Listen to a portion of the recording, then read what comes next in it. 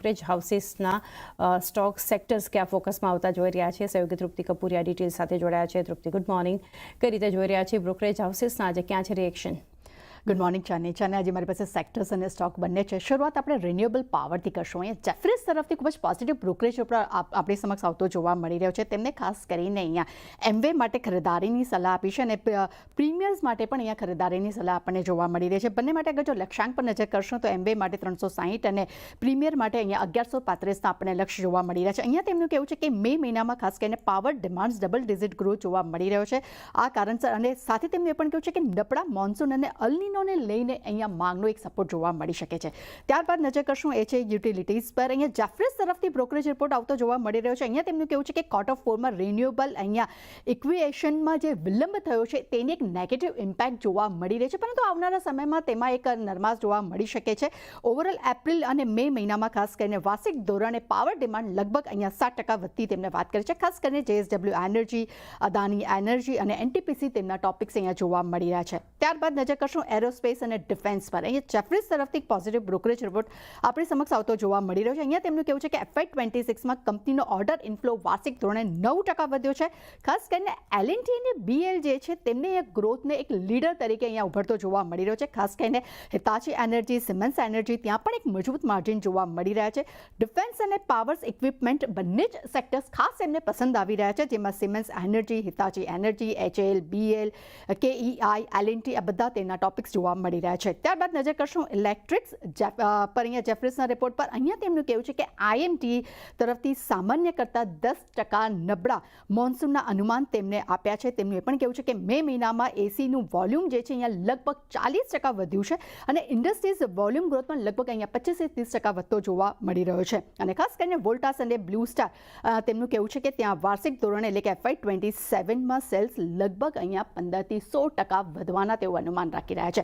ત્યારબાદ નજર કરશું ઇન્ટરગ્લોબ એવિએશન પર. અહીંયા JP મોર્ગન તરફથી ન્યુટ્રલ રેટિંગના રિપોર્ટ છે. લક્ષ્યાંક તેમને 4,610 પ્રતિ શેર કર્યા છે. અહીંયા તેમનું કહેવું છે કે FY27 માટે ASK ગ્રોથ અહીંયા સિંગલ ડિજિટ રહ્યો છે. સાથે તેમણે પણ કહ્યું છે કે FY28 અને 38 માટે ગ્રોથ જે છે તે મિડ ટેન્સ CAGR રહેવાની તેઓ અપેક્ષા રાખી રહ્યા છે. આગળ જેફરીઝના રિપોર્ટ પર નજર કરશું. તેઓ બાય રેટિંગ્સ આપી રહ્યા છે. તેમના તરફથી લક્ષ્યાંક અહીંયા 5,380 પ્રતિ શેર કરવામાં આવ્યા છે. અહીંયા તેમનું ઓવરઓલ કહેવું છે કે ફોરેક્સ હેજ કવરેજ વધારવા પર કંપનીની યોજના બની રહી છે. ખાસ કરીને કાર્ગો બિઝનેસ પર તેઓ ફોકસ વધારી રહ્યા છે. નફો ઇલ્ટ પર પણ તેમનું ફોકસ અહીંયા વધતું જોવા મળી રહ્યું છે. HSBC તરફથી નજર કરશું. અહીંયા પણ તેમને ઇન્ડિગો માટે બાય રેટિંગ્સ આપ્યા છે. લક્ષ્યાંક 5,545 પ્રતિ શેર કર્યા છે. અહીંયા તેમનું કહેવું છે કે ફ્યુલ ખર્ચ વધવાને કારણે કરીને આવનારા સમયમાં કંપની જે છે તે જે ભાડાના પ્રાઇઝીસ છે તે વધારી શકે છે, જેનો સીધો ફાયદો નફાને આવનારા સમયમાં જોવા મળી શકે છે. ગોલ્ડમેન સેક્સ તરફથી નજર કરશું. અહીંયા તેમને ખરીદારીની સલાહ ઇન્ડિગો માટે આપી છે. લક્ષ્યાંક તેમને 5,300 પ્રતિ શેર કર્યા છે. અહીંયા તેમનું કહેવું છે કે 900 એરક્રાફ્ટ ઓર્ડર બુકના પગલે મજબૂત ગ્રોથ અહીંયા વિઝિબિલિટી તેઓ અહીંયા જોઈ રહ્યા છે. આગળ નજર કરશું તો નેસ્લે પર ઇન્ડિયાના રિપોર્ટ પર નજર કરશું. નેસ્લે ઇન્ડિયા પર HSBCના રિપોર્ટ પર નજર કરશું. અહીંયા તેમને હોલ્ડ રેટિંગનો રિપોર્ટ આપ્યો છે. લક્ષ્યાંક તેમને 1450 પ્રતિ શેર કર્યા છે. અહીંયા તેમનું કહેવું છે કે FY26 સુધીમાં ખાસ કરીને MPની આવકમાં સારો એવો ગ્રોથ જોવા મળ્યો છે, પરંતુ ઓવરઓલ માત્ર 1% ગ્રોથ છે.